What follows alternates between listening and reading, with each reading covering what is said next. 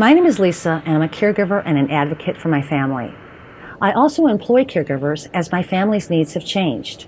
Today, I do most of the advocacy for my family, and my caregivers attend to the tasks of daily living: showering, eating, medication management, the activities of daily living. Medical professionals, legal advocates, and publications that support aging in place topics all suggest that people appoint an advocate as an early part of a healthcare plan. But the truth is, that is seldom done. Today, we will be meeting 4 people who are all involved with their family and friends' healthcare matters. Earl is an advocate who is involved in the advocacy for his best friend living at a skilled nursing facility. Wilma is an advocate and a caregiver who attended to her husband's needs when they lived at home. Jerome and Sarah are actively involved in their family's hospital stays and eventual plan to return home. They will be getting an education. We will be visiting a medical supply house, access the internet to look at nursing home ratings, and towards the close of this video, take a look at some tips and suggestions that might help you out in your role as an advocate. We have named this presentation the Fall Call, because it is through a fall that most people get involved in their family members' healthcare matters. Remember, anybody can be called upon to be an advocate, even a best friend. One of my best friends, I've known for years, had no family out here, and if it wasn't for me, he would have to be put into a home someplace. What are some of the things that you can do to become knowledgeable if somebody that you know has a mobility challenge from something like a fall? Gain an understanding of their medical condition. Find out if they're going to be returning home from skilled nursing or going directly home. There are many products and services that can make their environment safer at home. Many of these products can be purchased at drugstores or medical durable supply houses. A friend of mine is going to be preparing his mother's environment to become safer when she returns home. Let's join him as he goes shopping for these products for the first time.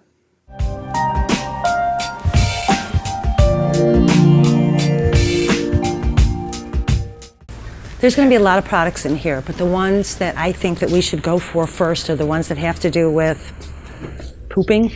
Okay, great. All right. Hey, Kim, can you help us out with a couple things? Sure. I was trying to explain to my friend Jerome that when his mom comes home and recuperates at home, there might be some free products, but that the better products, if he's a good advocate, maybe, the family might want to not worry about what's paid for and what's not. Okay. I'm not doing a selling job here. It's just that, just looking at this, there's like 1 or 2 commodes I would absolutely not want to use.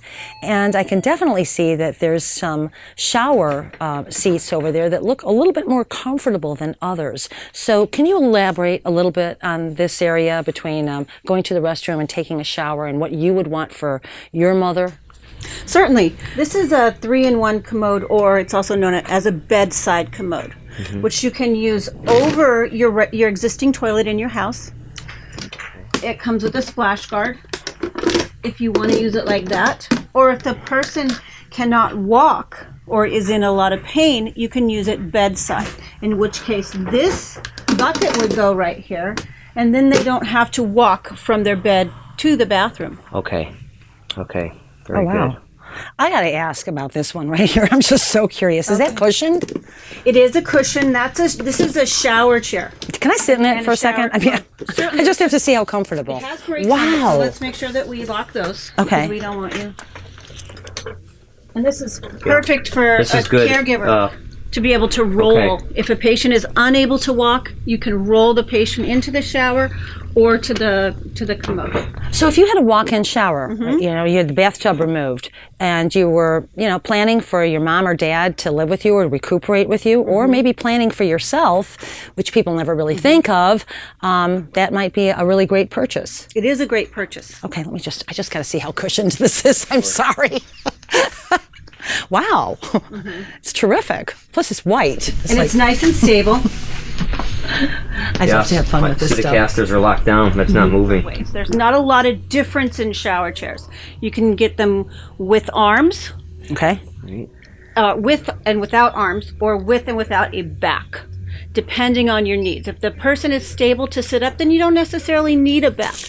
I always suggest that you get one with arms. Yes. So that the person is able to push themselves up, grab it when they sit down so they have some support, and also push themselves up.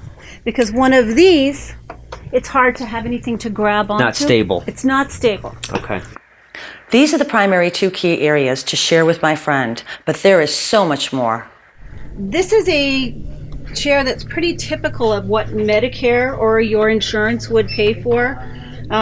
It's very heavy.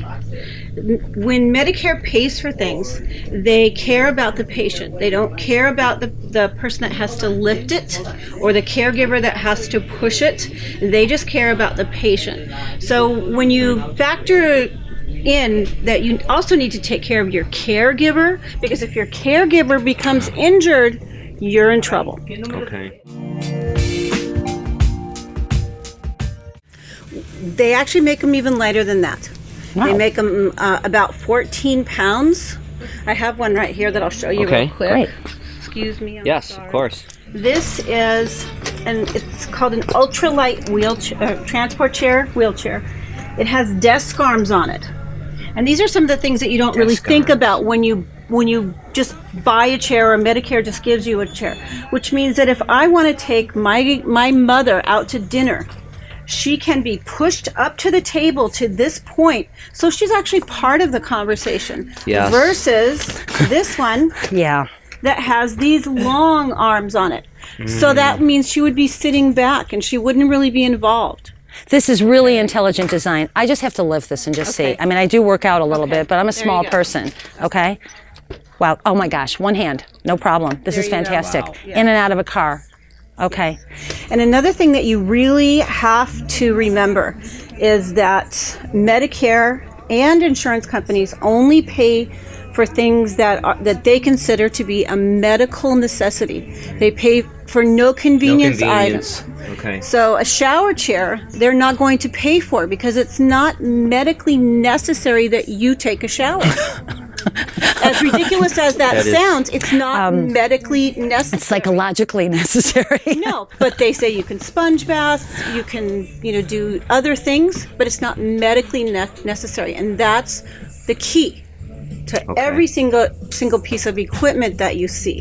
Whether it be a lightweight, they don't care who has to push this. They only care about the person that sits in it. They don't care about the person that has to pick it up and put it in the car. Right. If my father was hurt and my mother couldn't lift just a regular wheelchair to get it in there, she wouldn't be able to take him to his doctor's appointments. She wouldn't be able to take him out to dinner. He couldn't come to any family functions. So you have to think about all of this when you make your purchase. I can tell you, first of all, he was a football player on a scholarship. And so he was a big man, and I couldn't physically handle him. And it got to the point where he didn't want to bathe, and I couldn't handle that with him. And I think the saddest thing I ever saw, and this is the day I decided to put him in assisted living memory care, is I got him as far as the shower, and I almost physically took his clothes off for him, got him in there, and he just looked at me and said, "What do I do now?" And it broke my heart. And that was the day I decided I couldn't help him anymore. 24-hour job, and they promote this book, 36-hour day. It's all about Alzheimer's, and that's what becomes of your day. It becomes a 36-hour day. And you don't have time to do anything but that. And so, yes, definitely. It needs more people to understand what it involves. And, if the caregiver they keep promoting the caregivers to take care of themselves first. But sometimes that's very difficult to do, to even find that minute to do that. And you're my neighbor, you know how many times I went off the deep end because I just couldn't answer that same question another time that day. And so, yes, I wish more people did understand. I can give you a story about, I took my husband to Taco Bell, and he got up to the counter and he ordered a hamburger and a milkshake. And the lady said, "We don't have that." Well, that's what I want. And so I'm standing there, and then he says, "See what happens when you're married," and he was going all crazy. And all the people in Taco Bell were, like this, and the guy behind him said, "I'm glad I'm not married." And I said, "I'm glad you're not helping somebody with Alzheimer's," because I had to take him out. He would not do anything but have a hamburger and a milkshake, because it got to the point where that's all he could recognize in a restaurant. I don't have any family out here. I have some close friends, and they will have to take care of me or put me into a home or whatever. Okay. But do they know that? Oh yeah, it's in a contract and a will and so forth. Okay. And I'm 86 years old, so. Well, you look in great health, Thank and you're you. walking Well, around. I feel good Okay. so far, but that can change at any time, The older you get, the more things seem to go wrong. At 86, I don't think Earl thought he was going to take on this late life responsibility, but he simply takes it on in stride.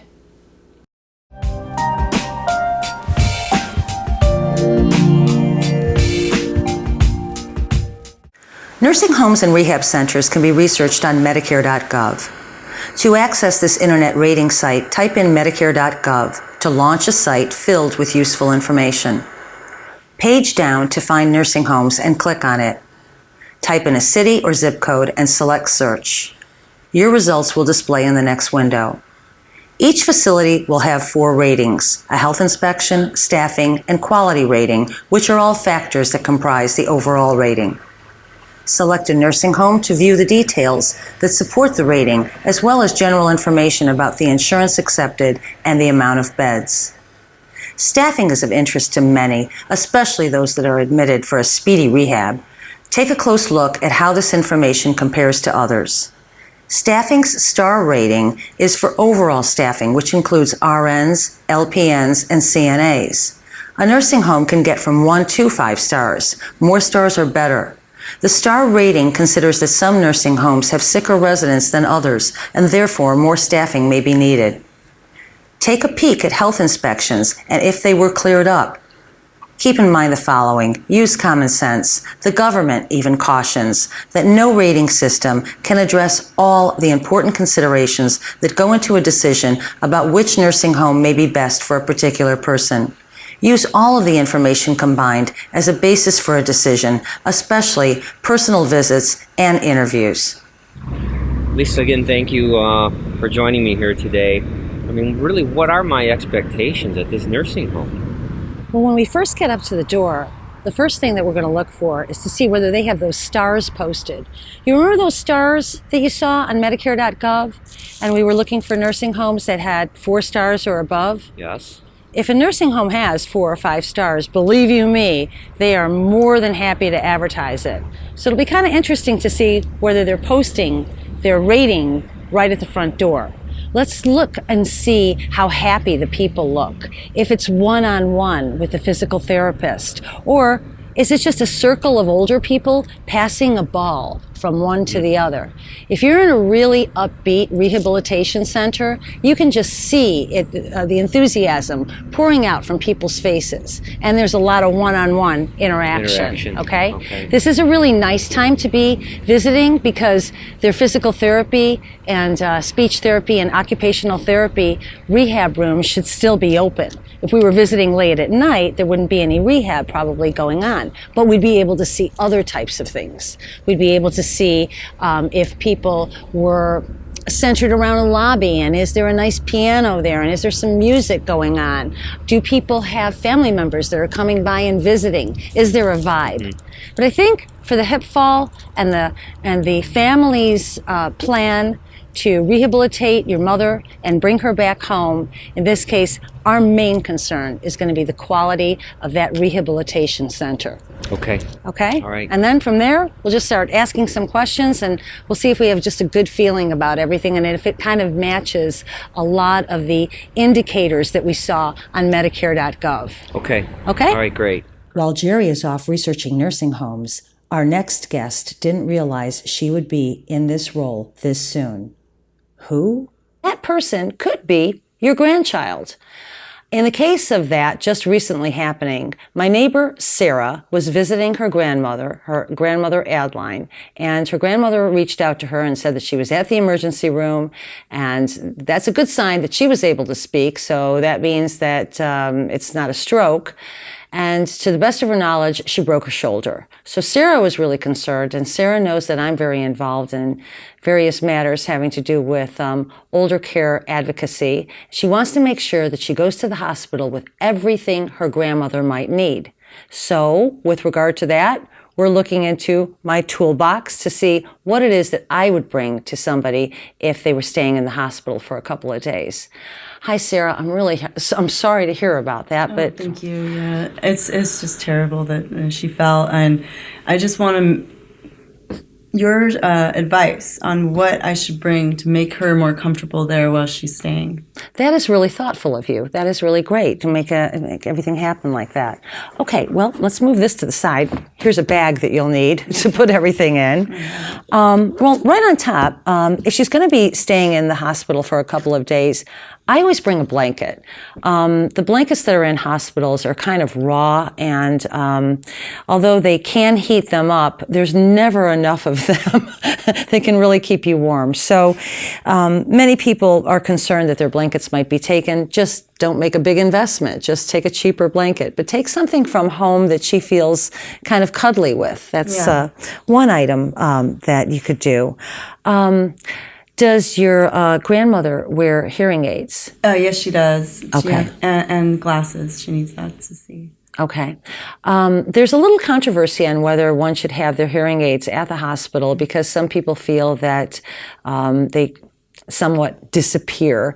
But the flip side of that is that if she doesn't have her hearing aids, she won't be able to hear the doctor, will she? No, and that would make her really frustrated. Okay, so let's go with bringing those hearing aids, okay? What do you suggest is a good thing to hold it for her so she doesn't lose it? Oh, great. That is a great question. You're really right on it. A couple of things I have here.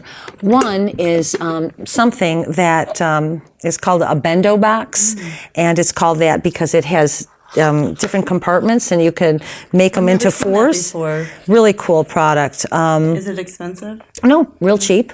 I'm going to give you an extra one that I have. Oh, thank you. And not only can she keep her hearing aids in here, she can keep her dentures, she can keep glasses, a pen, her phone when it's sitting on the table that they have, should she be getting a room in the hospital and admitted to an official room. Yeah, she's really organized, so this will really help her feel comfortable there. Great. Okay. Well, there you go. There's her bento box. And you also you brought up the hearing aids, and where can she keep them? If she's taken to different rooms for tests, and she's going to want to have them with her, she can utilize this passport holder. Okay? Okay. And it's pretty secure. You see right here, there's like a Velcro strip, so she could slip her hearing aids in there. And the other thing is, if she has a cell phone, does she have a cell phone? Yes, she does, yeah. Look at this. Oh, that's great. Okay? That'll be perfect. All right, great. What else do we have? Okay. Oh, yeah. Something thoughtful? Yes, definitely. If mice aren't her thing, stop in the gift shop and pick something up. It's just a corny little touch of something personal, all right? Definitely. And she's not a fan of flowers, so this is something that would be nice just to, cuddle as a gift. I think it's a good thing because, she doesn't like flower given as a gift when she's in the hospital. And I know some people are like that, and this is a great idea, another way of showing that you care. How is she in terms of her personal vanity? Oh, she always wants to look great. Okay. No matter where she is. And so she must be like really frustrated not having all her, her stuff. Well, they're probably not going to have Lancome in the hospital room, and or perfume. So maybe some of her own personal toiletries you'll want to include in there as well. Her favorite lipstick, not too many, but we are assuming, of course, that all is well, and this is just one of life's little setbacks, and that she's bump in the road. Exactly, going to be rehabilitated and come back home. No time. I also suggest that, those hospital gowns sometimes are a little starchy too. So is she somebody that likes particular fabrics? She... Oh, yeah, definitely. She's all about comfort, but style. Okay. Then bring her own jammies, okay? Maybe not these, but, bring her own, the idea is bring her own personal jammies for her. And we talked about the phone a little bit earlier. So whenever people bring phones somewhere, sometimes they forget that phones need to be charged, all right? So phone charger. That's great. If it's okay with the nurses and the doctors and the hospital dietitian, then you check all of that out. And we're just talking about like a shoulder break or something. Nothing wrong with making sure that she has some candies or lozenges, that she might like, her favorite candies. And I also want to mention that probably by this point they have that information, but it's always a good idea for you to maybe have some of her insurance information and, the information that is on her Medicare and supplemental cards. That you would have with that. Yeah, definitely.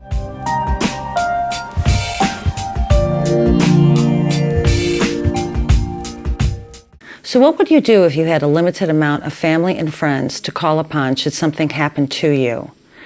That's a situation that I think about all the time because I don't have any children, and I could see myself in that capacity very easily. It's actually lent itself to quite a few conversations and heart-to-hearts that I've had with a growing amount of people. I'm actually surprised how many people are in that type of position and thinking about their own future.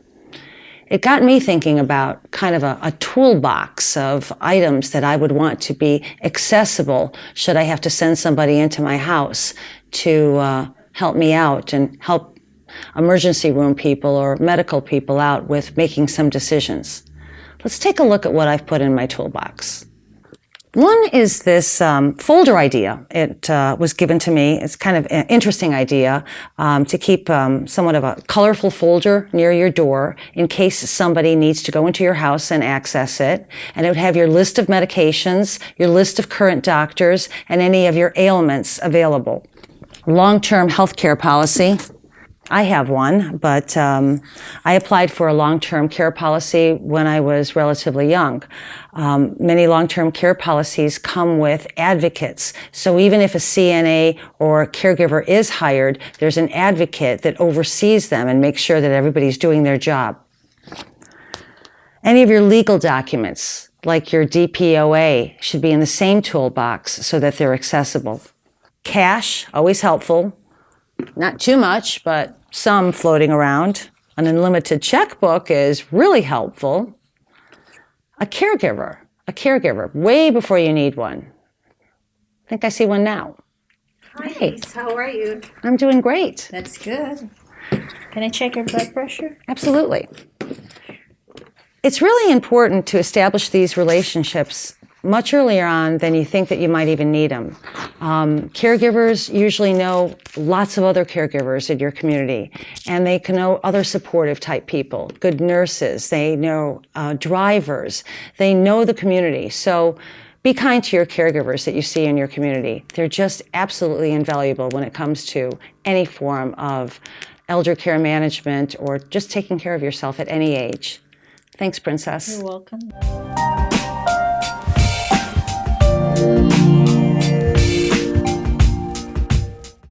As some time has gone on and you are now comfortable with the idea that your relative is going to have some challenges and they're going to be at home, they're probably going to need some new type of equipment. They're probably going to advance out of the wheelchair that they once were using when they came home from the hospital.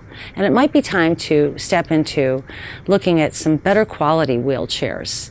With better quality wheelchairs, comes maintenance of those wheelchairs. How quickly does something like that fall apart? That's a good question, and hopefully we'll never see it fall apart. But your point is a good one, and probably once a year you'd want to have some sort of a maintenance, or have some professional technician take a look at that and make sure that the upholstery doesn't have any rips and tears in it. Make sure that all the nuts and bolts are tight. With folding these things up, putting them in the back of your car, taking them out, unfolding them back and forth. There is wear and tear, and as would be expected. One of the highest maintenance items on these chairs is going to be the brakes, and that is, or the wheel locks. Sure. They're a compression brake because quite frankly, it's fairly simple and low cost. Compression brake meaning that there's a lever that comes into contact with the rubber tires. It just puts compression on it. It prevents them from rolling, so that when the individual transfers in and out of it, it's not going to go, wheeling away from them. I hope that you have enjoyed our presentation and that it provides you with some meaningful tips for you or for somebody that you know to perform in this important role. People say that caregiving is one of the hardest roles they have ever performed in. Each video that we have produced addresses a problem and addresses it with providing a solution, because that's what caregivers and advocates need, solutions for a role that changes every single day. Hope to see you soon.